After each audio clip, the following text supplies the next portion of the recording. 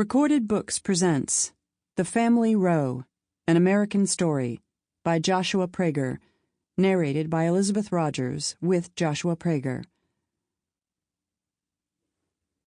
Prologue.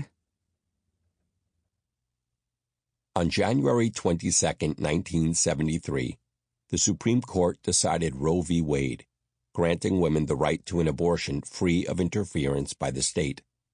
The court was undecided at first where in the Constitution to ground that right. It settled on the 14th Amendment, ruling that it guaranteed Americans a right to privacy, and that a right to privacy secured a right to have an abortion. There were some, even among the pro-choice, who assailed Roe's reasoning. The feminist icon Ruth Bader Ginsburg would later argue in an article she wrote while a member of the D.C. Circuit Appeals Court that the right to abortion ought to be grounded in equality, not privacy.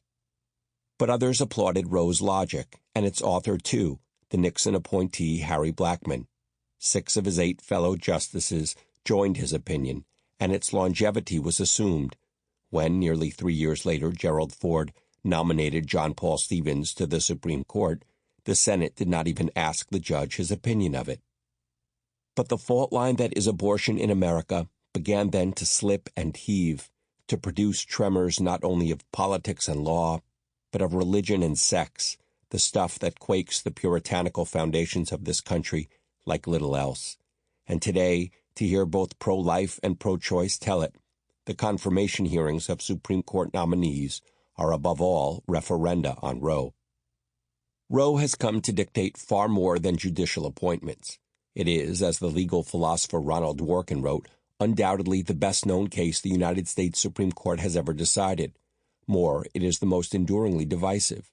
There is no surer indicator of political affiliation in America than Roe, the ruling a Rorschach test and a rallying cry, a means not only to party consensus but donor dollars, millions determined to uphold it, millions determined to overturn it. Today, 50 years after the court first heard arguments in Roe, the decision is hanging by a thread.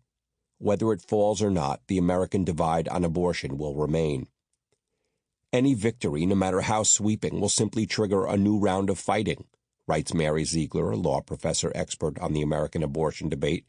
She adds, the abortion conflict is a tale of hopeless polarization, personal hatreds, and political dysfunction. Indeed, ours is a nation divisible by Roe, and as Blackmun noted in his preamble to the ruling, it is often personal experience, exposure, he wrote, to the raw edges of human existence, that determines which side of that divide one is on.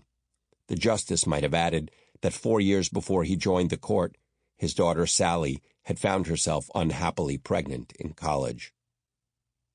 Roe v. Wade was so named for its pseudonymous plaintiff, Jane Roe, and its defendant, Dallas District Attorney Henry Wade.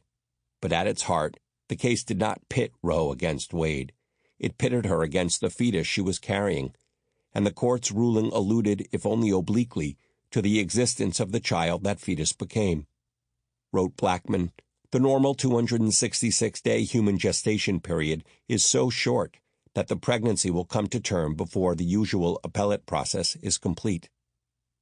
Blackmun was making a simple legal point. It did not matter that the gestation of a lawsuit is longer than the gestation of a baby. The case had not been rendered moot because its plaintiff was no longer pregnant. But Blackmun did not write that Jane Roe had given birth, and the public was left to assume that Jane Roe, whoever she was, had gotten the abortion made legally available to her. Normally, a plaintiff is required to use her real name. The federal rules of civil procedure demand it. But owing to the stigma of abortion, an exception was made in Roe, and Blackmun addressed it. Despite the use of the pseudonym, he wrote, no suggestion is made that Roe is a fictitious person. Jane Roe was real. Her name was Norma McCorvey. And when in 2010 I read an article that mentioned that Roe had been decided too late for Norma to have an abortion, I wondered about the baby she'd placed for adoption 40 years before. I decided to look for her. Months after Norma gave birth to that child in 1970, she met her lifelong partner, Connie Gonzalez. Norma had just left Gonzalez when, in June 2010, I visited Gonzalez at her Dallas home. She told me that the stories Norma had told about herself Sample complete. Ready to continue?